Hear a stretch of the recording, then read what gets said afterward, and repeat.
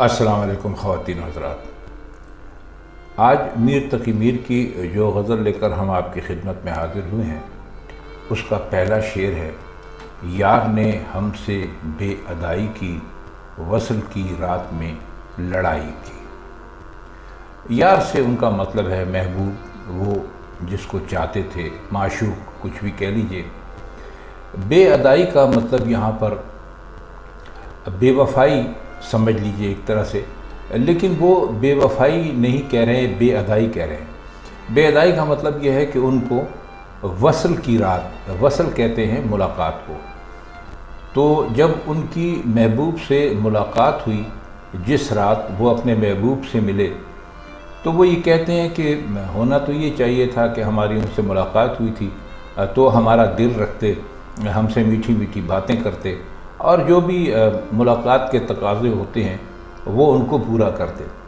लेकिन उन्होंने हमसे उस रात भी लड़ाई कर ली, यानी हमारा जितना भी वसल का लुत्फ़ था और हमारे जितने भी अरमान थे वो सब उन्होंने ख़त्म कर दिए।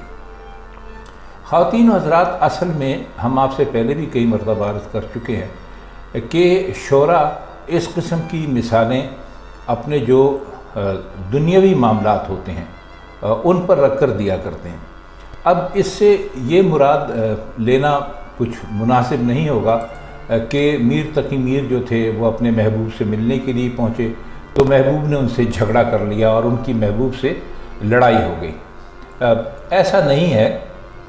असल में वो कह ये रहे हैं कि जब हमें खुशियाँ मिली बहुत अरसे के बाद, जब हम खुश हुए और कोई ऐसा मौका आया तो वो खुशी जो थी वो कोई एक ऐसी वजह पैदा हो गई जिसकी वजह से वो खुशी हमारी ख़त्म हो गई। गोया ये इसी तरह हुआ कि जैसे आप अपने महबूब से मुलाकात तय करें और आपका महबूब आपसे मिलने के लिए भी आए और आप और आपके महबूब दोनों तन्हाई में हों, और बजाय इसके कि आप और आपका महबूब इश्क़ और मोहब्बत और प्यार की बातें करें, आपका महबूब आपसे झगड़ा करना शुरू कर दे। गोया एक तरफ से यानी रंग में भंग डालने वाली बात है, तो उसी की तरफ मीर ने इसमें इशारा किया है। दूसरा शेर है, बालों पर भी गए बहार के साथ, अब तवक्को नहीं रिहाई की। अमूमन बालों पर कहते हैं, आप जानते हैं, जिसे भी परिंदे के जिस्म के ऊपर जो कुछ लगा हुआ होता है जिसकी मदद से वो उड़ता है, तो वो उसके लिए उसके बारे में बात की है। और रिहाई आपको मालूम है, छूट जाना, क़ैद में से निकल जाना, और तवक्को कहते हैं उम्मीद को। तो वो ये कह रहे हैं, एक मरतबा फिर एक तरह से यही गिला है, दुनिया का गिला ही लगता है। अमूमन ये फ़र्ज़ किया गया है कि जब बाहर का मौसम आता है तो हर तरफ खुशियाँ बिखर जाती हैं और उन खुशियों में कैदियों को भी एक खुशी होती है कि भाई अब वो इस कैद से छूट जाएंगे। बाहर के दिन आ गए, उन खुशियों के दिन आ गए, उनका ख्याल था कि अब उनको खुशियाँ मिलेंगी और वो जिन मुसीबतों में पड़े हुए हैं उन मुसीबतों से छूट जाएंगे। लेकिन हुआ ये कि जैसे ही बाहर आई तो वैसी मिसाल हो गई कि जैसे कोई परिंदा अपने पिंजरे में बैठा हुआ बाहर के दिनों का इंतज़ार कर रहा हो कि भाई बाहर आएगी तो मेरे पिंजरे का दरवाज़ा खुल जाएगा और मैं आज़ाद होकर आज़ाद फ़ज़ाओं में उड़ने लगूँगा। लेकिन वो कहते हैं कि ऐसा नहीं हुआ। बाहर आ गई, बहुत करीब आ गई, लेकिन परिंदे के जो पर थे वो नोच लिए गए। आप जानते हैं कि अगर परिंदे के पर नोच लिए जाएं तो परिंदा फिर परवाज़ नहीं कर सकता। तो इस शेर में भी वो यही बता रहे हैं, कहते हैं कि अब ज़ाहिर है कि परिंदा जब उड़ नहीं सकता तो वहाँ से रिहा नहीं हो सकता, बेशक उसका जो पिंजरा है उसका दरवाज़ा खुल भी जाए। तो वही कहते हैं कि हमारे साथ तो ये हुआ कि हमें खुशी मिली, लेकिन वो ऐसी खुशी मिली कि जिससे हम लुत्फ़ अंदोज़ नहीं हो सकते थे, उस खुशी का हम कोई फ़ायदा नहीं उठा सकते। तो ये खुशी हमारे लिए बिल्कुल बेकार है। तो हम इस खुशी का क्या करें? अगला शेर है,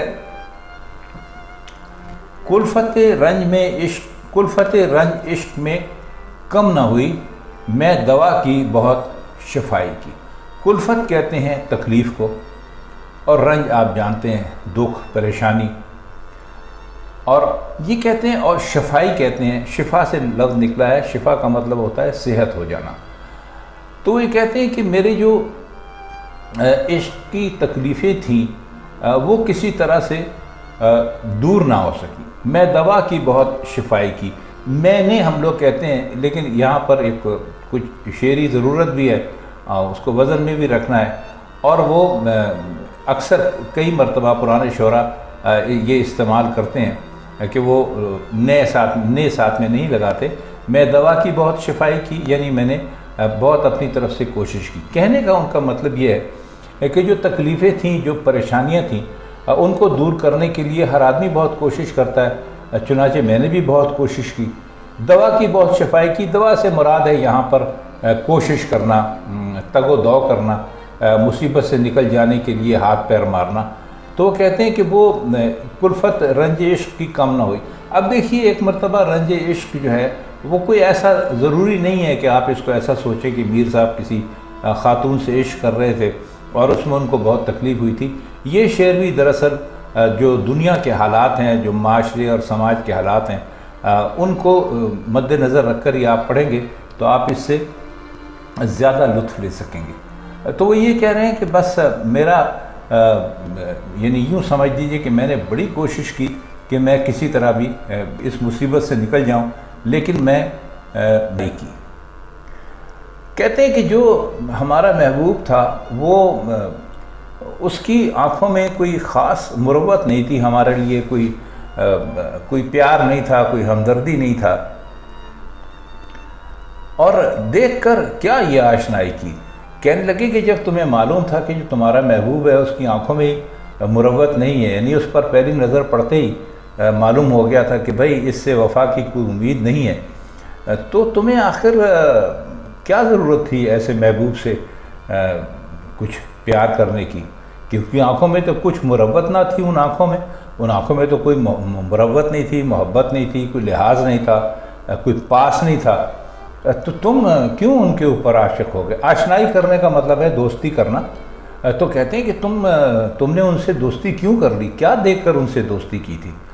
بس یہ شکل صورت والی بات ہی ہو سکتی ہے کہ تم ان کی طرف اتنے مائل ہو گئے، ورنہ ان کی تو صرف آنکھیں دیکھ کر پتہ چل جاتا ہے کہ یہ بے وفا ہیں۔ تو اصل میں یہ انہوں نے اس وقت یہاں پر ایک مجبوری بتائی ہے انسان کی۔ ذرا اس نقطے کو آپ سمجھیے گا، ذرا اور سے سنیے گا کہ وہ کہنے کا ان کے مقصد یہ ہے کہ انسان کو دنیا میں ایسے لوگوں سے بھی تعلقات رکھنا پڑتے ہیں جن کے بارے میں وہ جانتا ہے کہ ان میں وفا نہیں ہے، ان میں مروت نہیں ہے، اور یہ کسی کے ساتھ زیادہ دور تک نہیں چل سکتے، لیکن اس کے باوجود بھی دنیا کی بعض مصلحتیں ہوتی ہیں جس کی وجہ سے ان کو ان کے ساتھ دوستی یا ان کے ساتھ تعلقات رکھنے ہی پڑتے ہیں۔